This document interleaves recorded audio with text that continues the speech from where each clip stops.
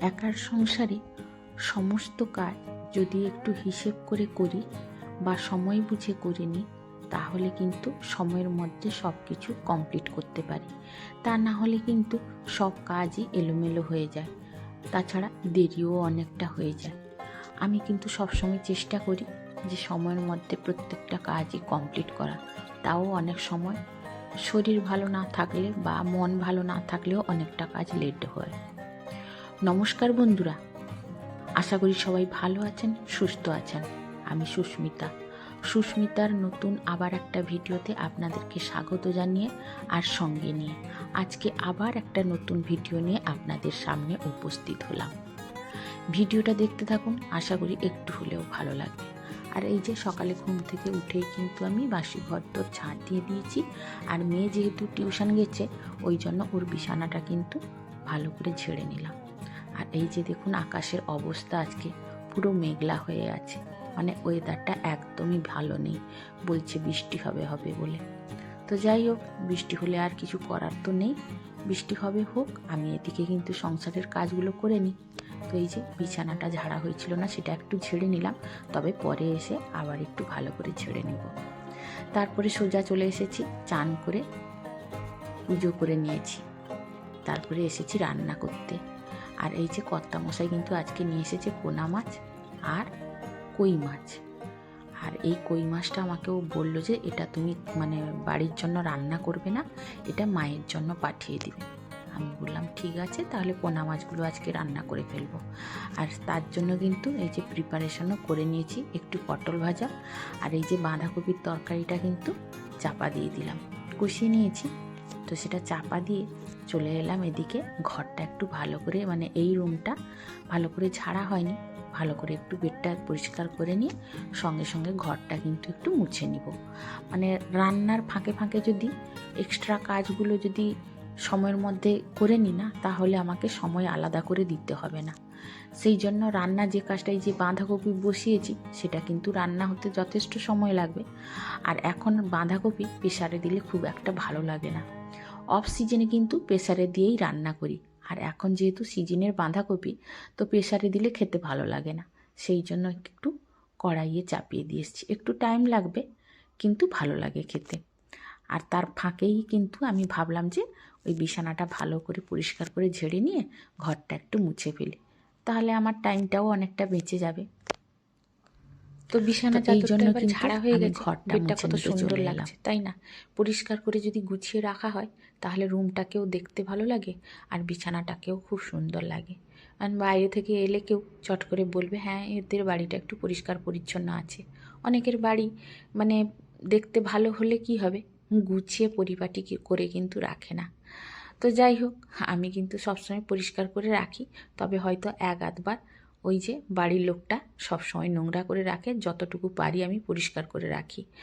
আর সন্ধে হলেই তো বিছানায় এসে শুয়ে পড়ে, তখন একটু নোংরা হয়। নোংরা হয় বলতে ওই বিছানার মধ্যে এটা কোথায় গামছা, কোথায় তোয়ালে, কোথায় বালিশ এলোমেলো করে ছড়িয়ে ছিটিয়ে ফেলে রাখে। তো পুরুষ মানুষ তো আর কি করবে, ওদের বললেও শোনে না। তো আমরা কিন্তু মেয়েরাই একমাত্র পারি সংসারটাকে গুছিয়ে রাখতে, তাই না? পুরুষ মানুষ তো ঘর করে দিয়ে কিন্তু খালাস হয়ে যায়। ওরা যখন বাইরের থেকে লোক ডেকে এনে বলবে দেখবে আসো আমার বাড়িটা, তখন যদি একটু নোংরা হয়ে থাকে পরে বলবে বাড়িটা একটু গুছিয়ে রাখতে পারো না, তো তখন আর মুখের ওপর কিছু বলা যায় না, কারণ বাড়ি পরিষ্কার করে রাখার দায়িত্ব কিন্তু আমাদেরই। কারণ একটা মেয়ে যখন সংসার করে আসে, তখন স্বামীর ঘরে কিন্তু পরিষ্কার করে গুছিয়ে রাখার দায়িত্ব তারই হয়। তো আমিও সেই হিসেবে, কারণ আমি মাকেও দেখে আসছি যে আমার বাপের বাড়িটাও কত সুন্দর করে গুছিয়ে রাখে, তবে মার এখন যেহেতু শরীর ভালো নেই, তো কিছুই করতে পারে না। সেই জন্য বাবার একটু চিন্তা হতো যে এত বড় বাড়িঘর কে কত পরিষ্কার করে রাখবে। তো যাই হোক, মনটা খারাপ লাগলো, আর কি করব। তো এই যে দেখুন মাথার যে চুল আঁচড়ায় না, প্রচণ্ড তো চুল ঝরছে মাথা থেকে। তো এই যে ঘর মুছতে গেলেই কিন্তু প্রত্যেক দিনই প্রচণ্ড চুল বেরায়, তো সেটা কিন্তু পায়ে পায়ে যায়, ভালো লাগে না। এই জন্য আমি কি করি, মুছে এনে এক জায়গায় মানে গুছিয়ে দিয়ে তারপরে হাতে করে তুলে নিই ও চুলগুলোকে, দিয়ে ফেলে দিই, তারপরে আবার মুছে নিই। আর এদিকে দেখুন বাঁধাকপিটা বসিয়ে দিয়ে গেছিলাম ঘর মুছতে। ঘর আমার অনেকটাই মোছা হয়ে গেছে। তারপরে এসে দেখলাম যে বাঁধাকপিটা ওইদিকে রেডি হয়ে গেছে। তো সেটাও ভাবলাম যেহেতু আজকে নিরামিষই করছি, তো ওর মধ্যে 1 চামচ ঘি দিয়ে দিব। 1 চামচ দিইনি, 1/2 চামচ দিয়েছি। ঘি দিলে কিন্তু নিরামিষ বাঁধাকপিতে বেশ ভালোই টেস্ট হয়। তো সেই জন্য কিন্তু আমি বাঁধাকপিতে ঘি দিয়ে দিলাম একটু। আর তারপরে আমি মানে পটল ভাজাটা করে নিয়েছি, সেটা আর ক্যামেরায় ক্যাপচার করিনি বা সেটা ইচ্ছে করে করিনি। কারণ কি জানেন তো, যেহেতু আমি ওই যে বলেছি আমার বাড়ির নিচেই হচ্ছে দোকান আর ওপরে আমরা থাকি, অনেক সময় কর্তামশাই ডাক দেয় যে এইটা করে নিয়ে এসো, ওইটা করে নিয়ে এসো, বা এই কাগজ নিয়ে এসো আর এইটা দিয়ে যাও, এরকম কিন্তু আমাকে সারা দিনই মানে ও অর্ডার দিতে থাকে। তো আমাকে কিন্তু কাজের ফাঁকে ফাঁকে ওর কাছে যেতে হয়, মানে যেটা যখন বলে সেটা দিতে যেতে হয়। আর এই দিকে আমি রান্নার ফাঁকে কিন্তু সেদিকে পরিষ্কার করে নিলাম, ওই মানে গ্যাসের সাইডগুলো ভালো করে পরিষ্কার করে নিলাম। তারপরে এই যে মাছ ভাজতে বসিয়ে দিলাম, কারণ কই মাছ তো রান্না করব না, এই মাছের ঝোলই রান্না করব। তো সেই মাছ ভাজতে ভাজতে আবার সেদিকে ঘরটা একটু মুছে নেব, সেই জন্য মাছটা ভাজা বসিয়ে দিয়ে কিন্তু আমি যাচ্ছি। আর এই মাছটা ততক্ষণে মানে ভাজা হয়ে যাবে যতক্ষণে আমি কিন্তু ঘরটা মুছে চলে আসব। তো ঘর মোছা হয়ে গেছে, এবার কিন্তু এই যে সিঁড়িটা লাস্ট মুছে নিচ্ছি। আর রান্নাঘরটা কিন্তু আমি সবসময় বন্ধুরা মানে রান্না শেষ হয়ে গেলে তারপরে মুছি, না হলে এই যে রান্না করতে করতে অনেকটাই নোংরা হয়। তো রান্না করতে করতে আমি মুছি না, রান্না শেষ হয়ে গেলে তখন রান্নাঘরটা মুছে নিলে অনেকটা পরিষ্কার পরিচ্ছন্ন দেখা যায়। তো তার আগে এই যে সিঁড়িটা মুছে নিচ্ছি আর সেদিকে মাছের তরকারিটাও বসিয়ে দিয়ে এসেছি। তো সেটা কিন্তু হয়ে গেছিলো অলরেডি। তারপরে অফ ক্যামেরায় সারাদিনের কাজ কিন্তু আমি করে নিয়েছি। আর বিকেল পর্যন্ত কোনো ভিডিও শ্যুট করিনি বা আপনাদের সঙ্গে শেয়ার করছি না, একদম চলে এলাম সন্ধেবেলায়। তো সন্ধেবেলায় একটুখানি পায়েস খেতে ইচ্ছে করলো, অনেক দিন খাইনি। আমার বাড়িতে কেউ এতটা খেতে ভালোবাসে না, তো আমার একটু ইচ্ছে হলো। আমার বাবা কিন্তু খেতে ভালোবাসতো, কী আর করব, কিছু করার নেই, এখন নিজের ইচ্ছে হচ্ছে তাই একটু পায়েস বসালাম। আর তার আগে কিন্তু আমি চা করে নিয়েছি, কারণ ওই দোকানে কিন্তু মানে ওই পার্টির লোক এসেছে কয়েকজন, তো তাদের জন্য চা করে দিয়ে দিয়েছি।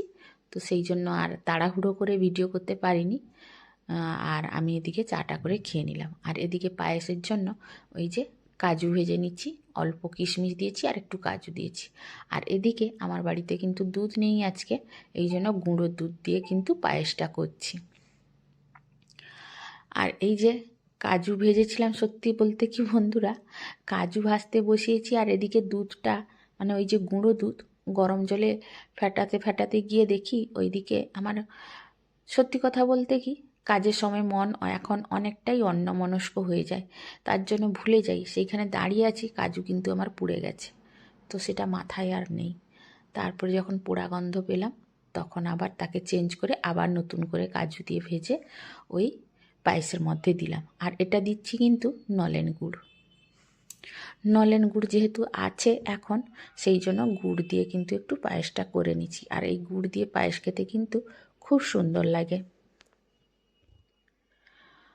তো বন্ধুরা তারপরে কিন্তু এই যে সংসারের আর অন্যান্য যেসব কাজগুলো ছিল সেইগুলোও কিন্তু একটু একটু করে কমপ্লিট করে নিলাম।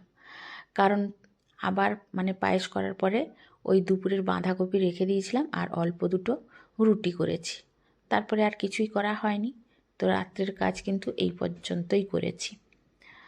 তো ভিডিওটা ততটাই শ্যুট করেছিলাম, তো সেইটা আপনাদের সঙ্গে শেয়ার করলাম। আর ভিডিওটা কেমন লাগলো অবশ্যই আপনারা কমেন্ট করে জানাবেন। তো সবাই ভালো থাকুন, সুস্থ থাকুন।